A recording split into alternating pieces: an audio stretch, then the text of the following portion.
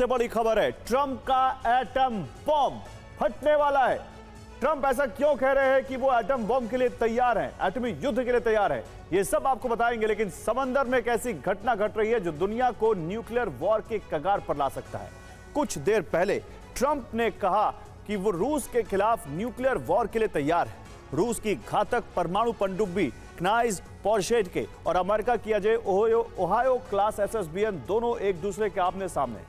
ये पनडुब्बियां सिर्फ जहाज नहीं बल्कि चलते फिरते परमाणु हथियारों के जखीरे हैं जो एक पल में पूरी दुनिया को तबाह कर सकते हैं। सवाल यह कि क्या ये दोनों महाशक्तियां दुनिया को परमाणु युद्ध की आग में झोंक देंगी। देखिए, रूस और अमेरिका के बीच तनाव अब सिर्फ जुबानी जंग तक सीमित नहीं रहा। ये दोनों महाशक्तियां समंदर की गहराइयों में अपनी ताकत का प्रदर्शन कर रही हैं। न्याज पोजार्स्की रूस की बोरेई श्रेणी की परमाणु पनडुब्बी है जिसके पास बुलावा मिसाइलें हैं।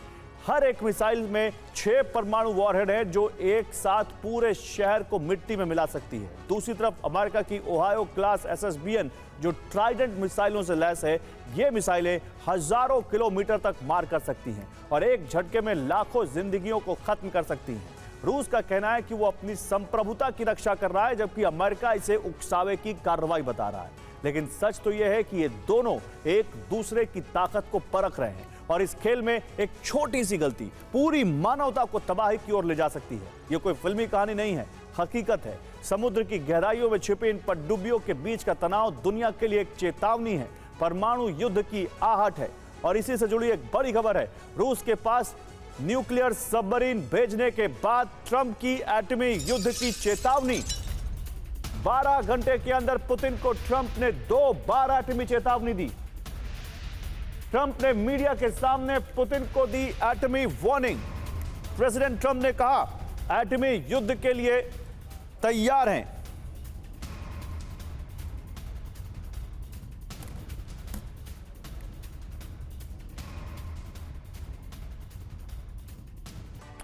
और न्यूक्लियर वॉर पर ट्रंप का बहुत बड़ा बयान, परमाणु धमकी से हम अलर्ट, ये कहा ट्रंप ने। रूस की धमकी से बड़ा खतरा, न्यूक सबमरीन भेजने की वजह परमाणु वॉर का खतरा, यह कहा ट्रंप ने।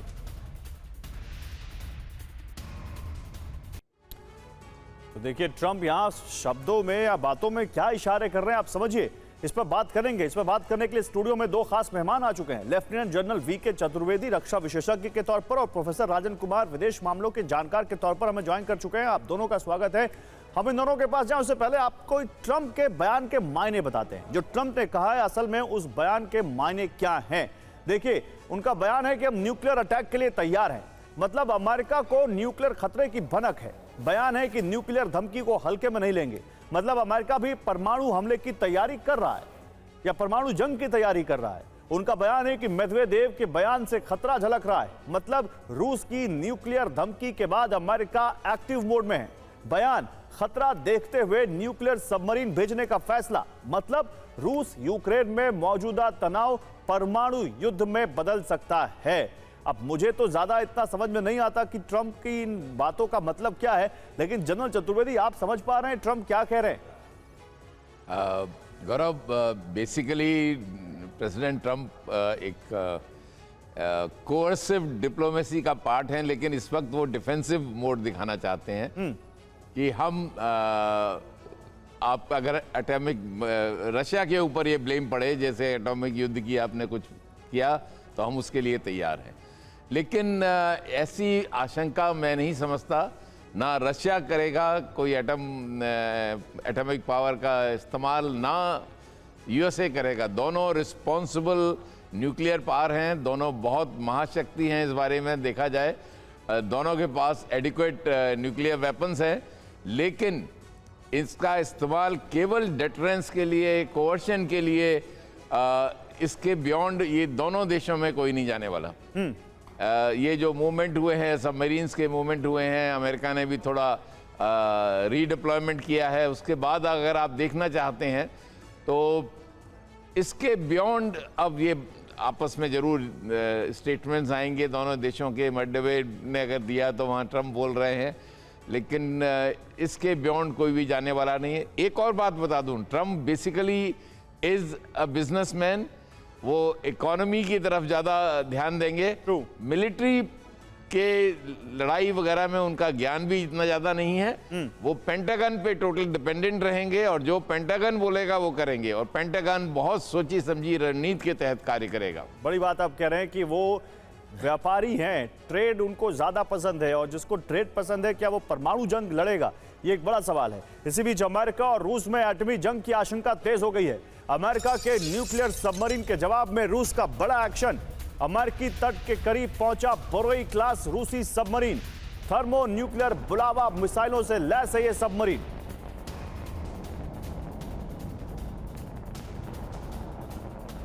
और अमेरिका से एटमी तनाव के बीच रूस की एक और बड़ी तैयारी। न्यूक्लियर सबमरीन कान्याज पॉजर्स्की को उत्तरी बेड़े में शामिल किया।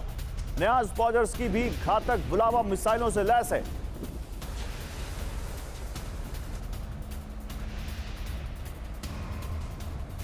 अब देखिए, एक पनडुब्बी है अमेरिका की जो परमाणु मिसाइलों से लैस है, दूसरी पनडुब्बी है अमेरिका की, वो भी परमाणु हमला कर सकती है, परमाणु मिसाइलें उसके पास भी हैं। अब ये दोनों मिसाइल पनडुब्बियां, दोनों सबमरीन्स जो इन दोनों देशों ने रवाना कर दी है, इसका मतलब क्या है? और खुद प्रेसिडेंट ट्रंप कह रहे हैं कि मेदवेदेव के बयान से खतरा बढ़ता है और इसलिए हम तैयार हैं किसी भी परमाणु जंग के लिए।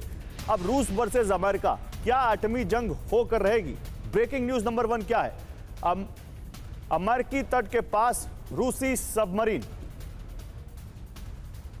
पहली ब्रेकिंग न्यूज यह है कि अमेरिकी तट के पास रूसी सबमरीन जो परमाणु हमला कर सकती है। Breaking news 2, Borei class nuclear submarine है ये जो वहां पहुंची है।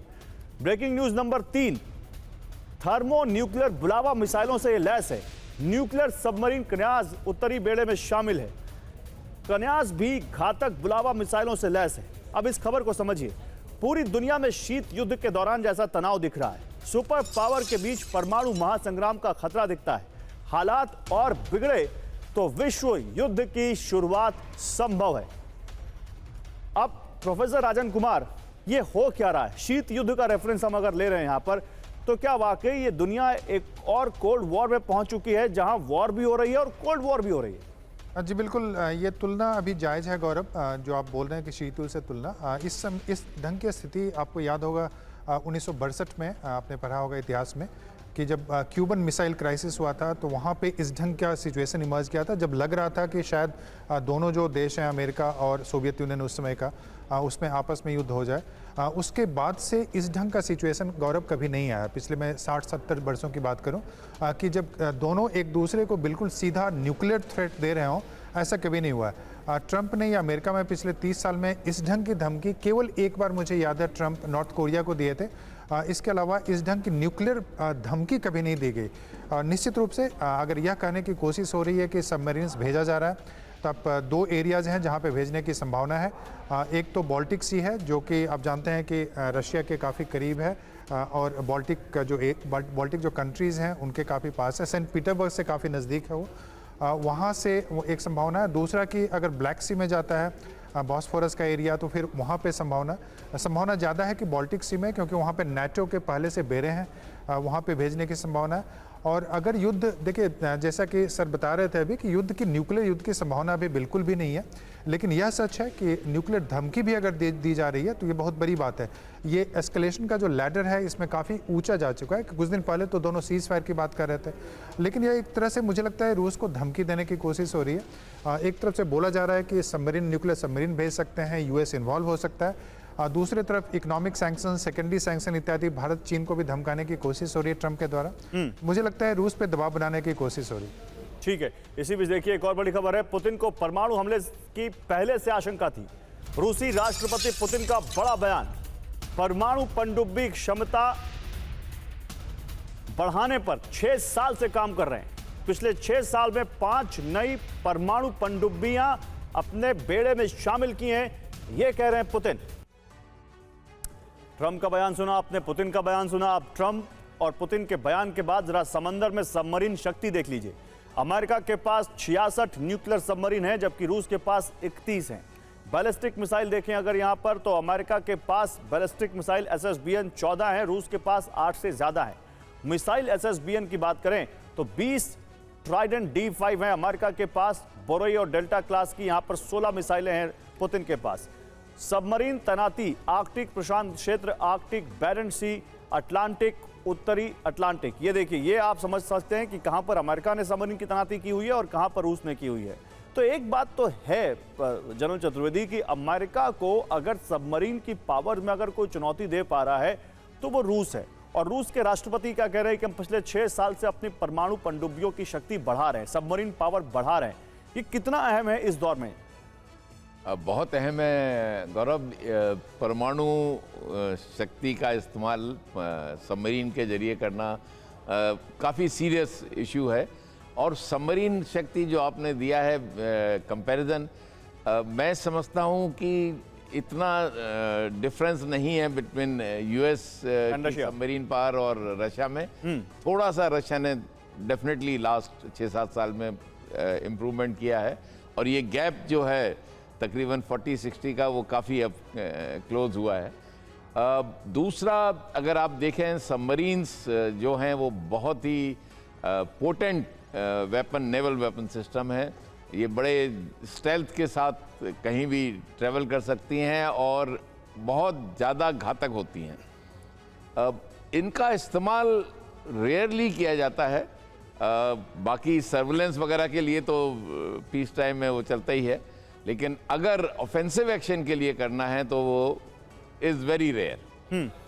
ये जो दौर चल रहा है ये बेसिकली कोर्शन का चल रहा है, जिसमें एक दूसरे को आप कह रहे हैं कि मेरे पास ये है, मैं तैयार हूँ, वो कह रहा है कि मैंने 6 साल में बहुत ज़्यादा प्रगति की है। ये सब चीज़ें जो हैं ये कोर्शन के लिए है, एक दूसरे के ऊपर प्रेशर डालने के लिए है। इसके बियॉन्ड मैं समझता हूँ एक्चुअल अगर सबमरीन का वॉरफेयर या इस तरह की संभावनाएं डेफिनेटली बहुत कम है। ठीक है, आप मेरे साथ रहिए सर। इसी बीच देखिए, एक बड़ी खबर है, रूस के सोची में यूक्रेन ने हमला किया है। ड्रोन से सोची ऑयल डिपो पर अटैक किया है। हमले के बाद ऑयल डिपो में आग लग गई है। तो रूस पर एक और बड़ा अटैक यूक्रेन का, वो भी ऑयल डिपो में। ये देखिए, ड्रोन से ही अटैक किया गया।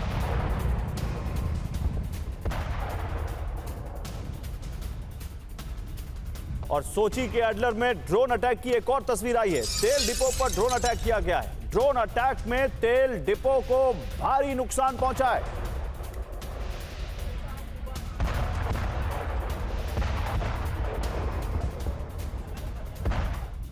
और देर रात ड्रोन अटैक से दहल गया रूस। देखिए, रूस के वोरोनिश पर यूक्रेन का हमला। देर रात ड्रोन अटैक से दहल गया रूस। रूस के वोरोनिश पर यूक्रेन का हमला।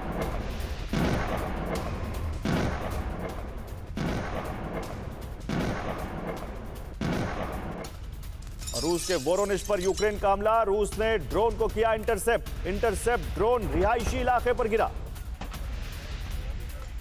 तो यूक्रेन के ड्रोन को रूस ने इंटरसेप्ट किया, लेकिन इंटरसेप्ट करने के बावजूद उसका मलबा जो है वो एक रिहायशी इलाके पर आकर गिरा। रूस ने खरसोन पर एक भीषण हमला किया है। खरसोन के ऑस्ट्रिव की ओर जाने वाले पुल पर हवाई हमला किया। हमले में पुल को भारी नुकसान पहुंचा है। रिहायशी इलाकों पर भी बमबारी की है रूस ने।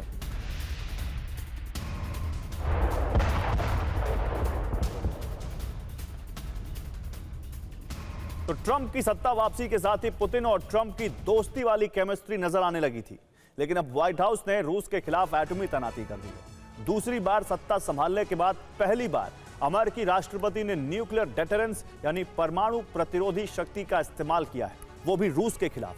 ट्रंप ने कहा कि रूस उनके देश पर खतरा बन चुका है और अमेरिका न्यूक्लियर युद्ध के लिए तैयार है। अमेरिका की न्यूक्लियर सबमरीन रूस के आसपास मंडरा रही है। इस खतरे से निपटने के लिए रूस ने भी अपनी न्यूक्लियर पावर्ड नेवी को वॉर रेडी कर दिया है। देखिए अचानक क्यों दोनों देशों के बीच परमाणु जंग छिड़ने के समीकरण बनने लगे।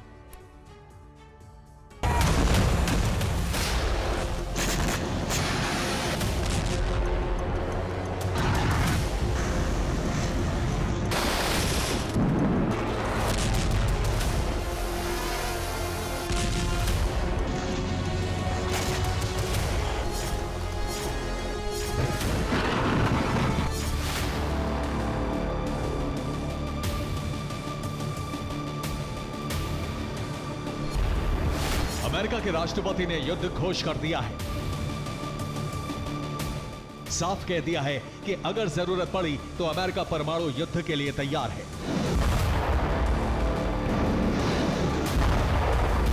यूक्रेन में युद्ध विराम कराने की शपथ उठाने वाले डोनाल्ड ट्रंप अब जंग छेड़ने का ऐलान करने लगे हैं।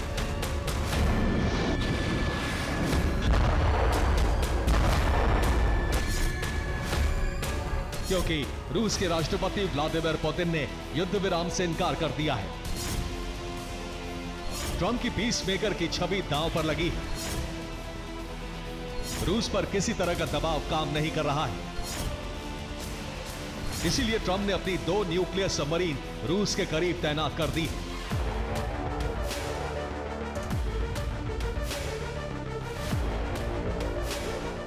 ट्रंप ने व्हाइट हाउस के लॉन में इस महासंग्राम का ऐलान भी कर दिया है। ट्रंप रूस के जिस पूर्व राष्ट्रपति का हवाला देकर न्यूक्लियर सबमरीन की तैनाती को जायज ठहरा रहे हैं, वो हैं दिमित्री मेदवेदेव, जो वर्तमान में रूस की राष्ट्रीय सुरक्षा परिषद के डिप्टी चेयरमैन हैं। मेदवेदेव ने अमेरिका को 28 जुलाई को एक चेतावनी जारी की थी। मेदवेदेव ने कहा था कि ट्रंप रूस के साथ 50 और 10 दिन का अल्टीमेटम गेम खेल रहे हैं, लेकिन उनको याद रखना चाहिए कि रूस ईरान या इजराइल नहीं है। ट्रंप के हर अल्टीमेटम से युद्ध का खतरा बढ़ रहा है।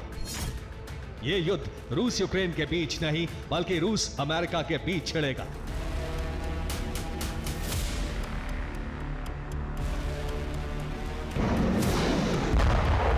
मेदवेदेव की इसी धमकी को आधार बनाकर ट्रंप ने अमेरिकी सबमरीन रूस के करीब तैनात कर दी है। लेकिन मेदवेदेव ने यह चेतावनी भी ट्रंप के बयान के बाद ही दी थी। 28 जुलाई को ट्रंप ने रूस को 10 दिन का अल्टीमेटम दिया था, जिसके बाद मेदवेदेव ने ये शब्द कहे थे। अब ट्रंप ने कहा है कि न्यूक्लियर का जवाब न्यूक्लियर ही होगा। रिपोर्ट यह है कि अमेरिका ने पहली बार ऐलान करते हुए अपनी सबमरीन रूस के पास तैनात कर दी। इनकी सही लोकेशन रूस को बताई नहीं गई है, लेकिन ये यूरोप के नेटो देशों के आसपास गश्त लगा रही है।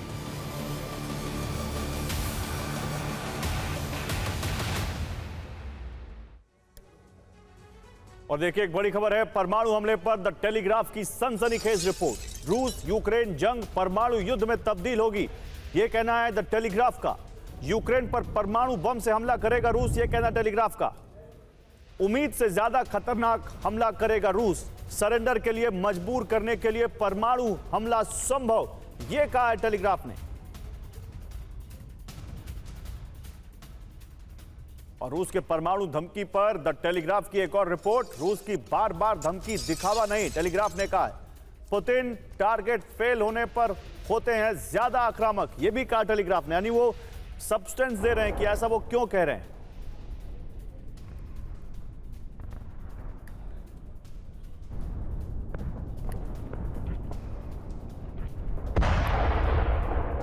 तो देखिए, रूस की बार बार धमकी दिखावा नहीं है, और टेलीग्राफ कह रहा है कि रूस के राष्ट्रपति पुतिन टारगेट फेल होने पर वो गुस्सा होते हैं और इस वजह से भी एटमी वॉर हो सकती है। तो क्या कल्पना से परे होगा परमाणु युद्ध? खबर क्या है? यूक्रेन पर परमाणु हमले की तैयारी में है रूस। पश्चिम के कल्पना से ज्यादा खतरनाक होगा हमला। परमाणु हमले की धमकी पर टेलीग्राफ की रिपोर्ट। परमाणु हमले का दावा क्यों कर रहा था टेलीग्राफ? पुतिन ने परमाणु हमले की धमकी दी। पुतिन ने सेना को ऑरेशनिक मिसाइल सौंपी। समंदर में परमाणु पनडुब्बियों की तैनाती की गई। लुकाशेंको के साथ हमले की रणनीति पर चर्चा की गई। अब ये सब क्या बताता है जनरल चतुर्वेदी? हम कह तो रहे हैं कि चलिए ये यहाँ पर ज़्यादा एक दूसरे पर आप कह सकते हो दबाव बनाने की रणनीति है, ऐसी बातें कहना, लेकिन द टेलीग्राफ भी देखिए वही कह रहा है। टेलीग्राफ जो चीज़ें देख रहा है उसके बेसिस पे कह रहा है कि वो तैयारी कर रहे हैं, और वाकई में तैयारी कर रहे हैं। जब भी इस तरह की आप कोर्शन या डिटरेंस को इस्तेमाल करते हैं तो it has to be realistic. ये नहीं कि आप केवल स्टेटमेंट दे दें और बाकी कुछ नहीं हो तो कोई भी उस पर विश्वास नहीं करेगा। It has to match with your action. Okay, और वही एक्शन ये सब कर रहा है। वो सबमरीन्स को रीडिप्लॉयमेंट कर रहा है, एटॉमिक हमले की बात कर रहा है, बाकी भी अपने एग्रेसिव पोस्चर दिखा रहा है। लेकिन जब वास्तव में उसको लास्ट मिनट में बटन दबाना होगा, वो स्टेज नहीं आने वाली। वो इसलिए नहीं आने वाली क्योंकि दोनों समझते हैं, अमेरिका भी समझता है और रशिया भी समझता है कि न्यूक्लियर वॉर में जाने से किसी देश का कोई फायदा नहीं होना, केवल विध्वंस होगा और लोग मारे जाएंगे, इंफ्रास्ट्रक्चर, और कब तक जाएंगे कि मतलब आज से 10 साल 15 साल बाद भी लोग इसका असर भुगतेंगे। तो ये बड़ा एक बहुत ही गैर जिम्मेदाराना एक्शन होगा अगर पुतिन करेंगे। लेकिन Putin I think is a responsible एक शासक है, शासक तो नहीं, एक नेता है मैं कहूँगा, और उसके हिसाब से वो सब कुछ करेंगे, अपना मूवमेंट करेंगे, अपना दिखाएंगे, कोर्शन की टैक्टिक्स पूरी इस्तेमाल करेंगे, डेटरेंस करेंगे, झुकेंगे नहीं अमेरिका के आगे अपने नेशनल इंटरेस्ट में। लेकिन actual use of atomic weapons they will not do. ठीक है, आप भी यही मानते हैं प्रोफेसर राजन कुमार, और अगर आप यही मानते हैं तो फिर ये बयानबाजी हो क्यों रही है? देखिए, बयानबाजी जो हो रही है गौरव, उसमें है एक तरह से जो थ्रेटनिंग इंटिमिडेटिंग कम्युनिकेशन होता है। आप संकेत देने की कोशिश करते हैं जिसमें कि पहले बोलते हैं कि ये डिटरेंस के लिए क्या क्या हम करने की कोशिश कर रहे हैं, और उसके दो पर्पस होते हैं। एक तो कि आपकी अगर कोई दूसरा साइड धमकी दे रहा हो, आप अगर कुछ नहीं करें, जैसे कि मेदवेदेव जो बोल रहे थे, अगर आप अगर कुछ नहीं बोलते हैं दूसरी तरफ से, तो आपकी जो जनता है वो परेशान हो सकती है। तो एक तो अब उनकी जो अपनी जनता है अमेरिका, उसको बताना चाह रहे हैं कि रूस से अगर जरूरत पड़े तो हम युद्ध करने के लिए तैयार हैं। लेकिन न्यूक्लियर स्टेज जाने से पहले बहुत सारे स्टेजेस हैं जो कि दोनों देश को जाना पड़ेगा, उसके बाद न्यूक्लियर का स्टेज आता है। अभी तो सच्चाई यह है कि अमेरिका अपने जो ना तो वेपन्स यूक्रेन को दे रहा है उस ढंग से जो दे सकता है, F-16 इत्यादि, या जो एडवांस मिसाइल सिस्टम है वो अभी नहीं दे रहा है। दूसरा कि जो सैनिक भेजने की बात है, ना तो नाटो कमिट कर रहा है और ना ही अमेरिका कर रहा है कि यूक्रेन को सैनिक सहायता कर सकता है। अगर ये सब नहीं हो रहा है तो यह मान के चलें कि न्यूक्लियर जो यूसेस हैं उसके न्यूक्लियर वेपन्स का, वो नहीं हो सकता जी। वो दिखावे के लिए कई बार होता है, कई बार डेटरेंस के लिए होता है। ऐसा नहीं है कि कभी नहीं हो सकता। आप यह मान के चलें कि मान लीजिए क्राइमिया का एरिया छीन ले, या फिर मान लें कि रूस का इलाका यूक्रेन कब्जा कर ले, तो वैसी स्थिति में हो सकता है। लेकिन मुझे लगता है कि वैसी स्थिति अभी नहीं बन रही है, तो अभी न्यूक्लियर वॉर की स्थिति अभी नहीं है। ठीक है, इसी बीच देखिए एक और बड़ी खबर है, रूस पर यूक्रेन का सैकड़ों ड्रोन से अटैक। रूस ने देर रात 93 यूक्रेनी ड्रोन को मार गिराया। ब्लैक सी में 60 यूक्रेनी ड्रोन तबाह। वोरोनिश के ऊपर 18 ड्रोन इंटरसेप्ट किए गए।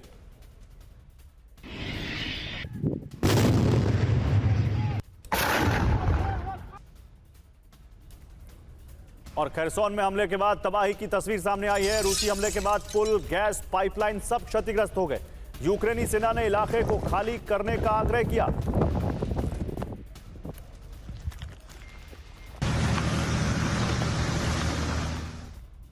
और वॉर जोन में यूक्रेनी सैनिकों पर ड्रोन अटैक। रूसी ड्रोन ब्रिगेड ने यूक्रेनी सैनिकों पर चुन चुनकर हमला किया।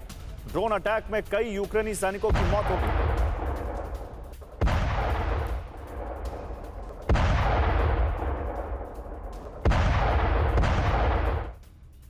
और रूस के कब्जे वाले खार्किव में यूक्रेन का विध्वंसक हमला। MiG-29 से रूसी ठिकानों पर अटैक। हमले में रूसी सैन्य डिपो पूरी तरह तबाह।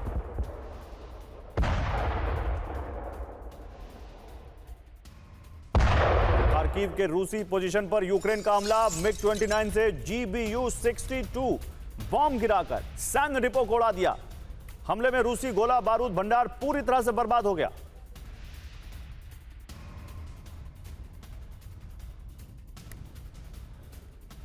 और रूस के कब्जे वाले काम्यांस्क पर यूक्रेन का हमला। काम्यांस्क के कई इलाकों में यूक्रेनी सेना को बढ़त मिली है। यूक्रेनी सेना ने काम्यांस्क पर कब्जे का दावा किया।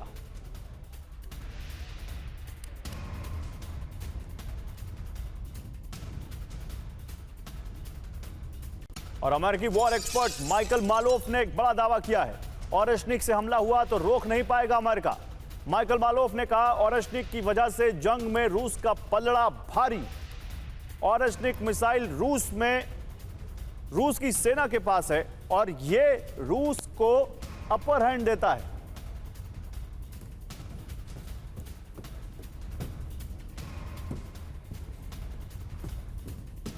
और ओरेशनिक मिसाइल को रूस की सेना में शामिल करने को लेकर पुतिन ने क्या कहा, आपको यह सुनवाते हैं। ओरेशनिक को रूस की सेना में शामिल करने पर पुतिन ने क्या कहा तो आपने सुना, लेकिन ओरेशनिक के बारे में आपको बताते हैं कि कैसे अमेरिका और यूरोप इसकी रेंज में है। कपूस्टिन यार जो रूस में है, यहां से न्यूयॉर्क अब जो है वो 15 मिनट दूर है जहां से ऑरेस्निक मिसाइल जा सकती है। पोलैंड की राजधानी वॉर्सा 12 मिनट दूर है, जर्मनी की राजधानी बर्लिन 15 मिनट दूर है, फ्रांस की राजधानी पेरिस 20 मिनट दूर है और ब्रिटेन की राजधानी लंदन मात्र 20 मिनट दूर है। तो क्या आप ये मानते हैं कि मात्र एक मिसाइल, जनरल चतुर्वेदी, रूस को इतना अपर हैंड दे सकती है? ऑरेस्निक मिसाइल बेसिकली हाइपरसोनिक मिसाइल्स है। ये 10 टाइम्स साउंड के उससे ज़्यादा स्पीड से जाती है, तो इसको लोकेट करना बड़ा डिफिकल्ट होता है और लॉन्ग रेंज है। Carries lot of warhead also, तो डिस्ट्रक्शन तो बहुत करेगा, लेकिन ये नहीं कि पूरी तरह से एक मिसाइल से डिस्ट्रक्शन। उसके लिए आपको स्ट्रेटजिक टारगेट जहाँ पे इट हर्ट्स द मैक्सिमम वैसे से टारगेट्स को सेलेक्ट करना पड़ेगा। लॉजिस्टिक टारगेट्स होंगे, स्ट्रेटजिक टारगेट्स होंगे, कुछ कमांड कंट्रोल सिस्टम्स होंगे, कुछ हेडक्वार्टर्स होंगे, इनको तब आप कर पाएंगे। लेकिन एक मिसाइल से जो टारगेट जहाँ पे वो गिरेगा, यस, उसके आसपास बहुत ज़्यादा डैमेज होगा, ये तो डेफिनेट है। उसको आप बीच में न्यूट्रलाइज करना भी at present it is difficult because of the speed that it covers. बाकी ये जो मिनट्स वगैरह दिखे हैं कि मैं इतने 12 मिनट में मैं बर्लिन पहुंच जाऊंगा, 15 मिनट में फ्रांस पहुंच जाऊंगा, this is it speaks for itself कि ये वाकई में आपको एक डेटरेंस के लिए इस्तेमाल, नहीं तो ये कोई भी कैलकुलेट कर सकता है। आप क्यों इसके बारे में बता रहे हैं? क्योंकि मैं उसको थोड़ा दिखाना चाहते हैं कि मैं मजबूत हूं, मैं आपको बर्बाद कर दूंगा। बड़ी बात आप कह रहे हैं। देखिए, इस बीच ट्रंप पर पुतिन के करीबी मेदवेदेव का एक विवादित बयान आया है। मेदवेदेव ने कहा कि ट्रंप ये ना सोचे कि उनका वीडियो सिर्फ मोसाद के पास है। तो ट्रंप पर मेदवेदेव का एक बड़ा बयान। मेदवेदेव ने कहा कि ट्रंप ये ना सोचे कि उनका वीडियो सिर्फ मोसाद के पास। अब ये कौन से वीडियो की बात कर रहे हैं, ये बड़ा सवाल है। उधर ट्रंप की शांति वार्ता पर पुतिन का बयान। ट्रंप की शांति वार्ता पर पुतिन का बयान। कैमरे के सामने नाटक करने से डील नहीं होती, यह कहा पुतिन ने। शांति के लिए खामोशी से प्रयास किया जाता है, यह भी कहा है पुतिन ने। तो पुतिन बड़े खफा लग रहे हैं ट्रंप से। उधर एटमी प्रोग्राम पर ईरान के विदेश मंत्री अराक्ची का बड़ा बयान आया है। ईरान के एटमी ठिकाने बर्बाद हुए हैं, एटमी टेक्नोलॉजी नहीं, यह कह रहे हैं अराक्ची। ईरान की एटमी टेक्नोलॉजी पूरी तरह से सुरक्षित है, इजरायल के साथ कोई युद्ध विराम समझौता नहीं, यह भी कहा अराक्ची ने। ईरान की आक्रामकता से डरकर इजरायल ने युद्ध रोका है, यह दावा भी कर रहे हैं अराक्ची। तो अराक्ची ने क्या कहा है, सुनिए। अमेरिकी हमले में हमारे एटमी ठिकाने बुरी तरह तबाह हो गए। ठिकाने तबाह, लेकिन एटमी टेक्नोलॉजी पूरी तरह सुरक्षित। इजरायल के साथ कोई आधिकारिक युद्ध विराम नहीं हुआ। इजरायल ने खुद हमला रोका है और फिर ईरान ने भी रोका। अगर फिर हमला हुआ तो हम फिर बड़ा जवाब देंगे। यानी आगे क्या हो सकता है? ईरान फिर एटमी कार्यक्रम शुरू कर सकता है। अमेरिका और इजरायल से युद्ध के लिए ईरान तैयार है। प्रोफेसर राजन कुमार, ये मतलब क्या है? समझ नहीं आता। एक तरफ सीज फायर होता है, दूसरी तरफ उनके बयान ये आ रहे हैं कि सीज फायर नहीं हुआ है। क्या ये उकसा रहे हैं, कहना क्या चाह रहे हैं? ये अपनी कॉन्स्टिट्यूंसी को एड्रेस कर रहे हैं बस। देखिए, ईरान और इजरायल की अगर मैं बात करूं तो सच्चाई यह है कि सही मायने में वहां पे युद्ध विराम नहीं हुआ है। अभी आप देख रहे हैं कि जो गजा में है कॉन्फ्लिक्ट जारी है वहां पे, और छिटपुट अटैक जो हुती हैं वो करते आ रहे हैं। और उसके बाद वहाँ पे जो ऑब्जेक्टिव्स थे वो उन्होंने अचीव ईरान में नहीं किया। इजरायल और अमेरिका की बात करूँ तो क्योंकि उनका ऑब्जेक्टिव था कि उनका जो न्यूक्लियर प्रोग्राम है उसको पूरी तरह से बंद करवाना। अब जो सेंट्रीफ्यूजेज हैं उसको वो शिफ्ट कर दिए थे। जो टेक्नोलॉजी है उनके पास ऑलरेडी है, वैज्ञानिक उनके पास ऑलरेडी हैं। तो वैसे में जो इजरायल का ऑब्जेक्टिव था कि वहाँ पे पहला ऑब्जेक्टिव था कि न्यूक्लियर प्रोग्राम को बंद करवाना, और दूसरा ऑब्जेक्टिव था कि अगर युद्ध चला तो रेजीम को बदलने की, खामेनेई के रेजीम को बदलने की कोशिश। तो ये दोनों ऑब्जेक्टिव्स हैं, उसमें वो सक्सेसफुल नहीं हुए हैं। यह जरूर है, यह सच है कि ईरान का काफ़ी डैमेज हुआ है, खासकर उसके न्यूक्लियर इंस्टॉलेशंस का, और ईरान को वक्त लगेगा फिर से उसको स्टार्ट करने में। बोला जा रहा है कि 1 साल से 2 साल तक का समय लग सकता है, लेकिन यह भी निश्चित है कि ईरान फिर से उसको चलाएगा। और इस कारण से आप मान के चलें कि युद्ध की संभावना हमेशा बनी रहेगी। आप कह रहे हैं युद्ध की संभावना बनी हुई है। मेरे पास जो अगली खबर है वो भी इसी संभावना से जुड़ी हुई है। देखिए, अमेरिका और इजरायल को ईरान ने एक बहुत बड़ी धमकी दी है। अगर ईरान पर फिर हमला हुआ तो पहले से ज्यादा विनाश होगा। अगर हमला हुआ तो युद्ध क्षेत्र का भूगोल बदल जाएगा, यह धमकी दी है ईरान ने। IRGC के प्रवक्ता ब्रिगेडियर अली मोहम्मद नईनी का यह बयान है। क्या इस बयान के पीछे कोई आपको बिहाइंड द कर्टन कोई बात लगती है जनरल चतुर्वेदी की, कोई बैकिंग मिली है रशिया की, चाइना की, जो ये सुर बदले हुए नजर आ रहे हैं ईरान के? रशिया एंड चाइना दोनों की सपोर्ट ईरान को पहले से रहा है, इसमें कोई संशय नहीं है। और इसीलिए ईरान आज काफ़ी मजबूती के साथ बोल रहा है।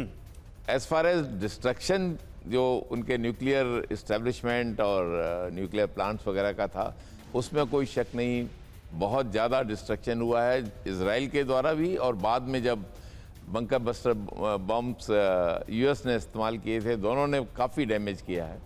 अब ये कहने के लिए अपनी कंस्टिट्यूएंसी को, अपने देशवासियों को कि नहीं हमारा इतना, हमारे पास टेक्नोलॉजी बाकी है। आपको याद होगा उन्होंने साइंटिस्ट को भी टारगेट किया था। 10-11 साइंटिस्ट जो न्यूक्लियर इस्टेब्लिशमेंट से संबंधित थे, उनको भी उन्होंने ख़त्म किया था।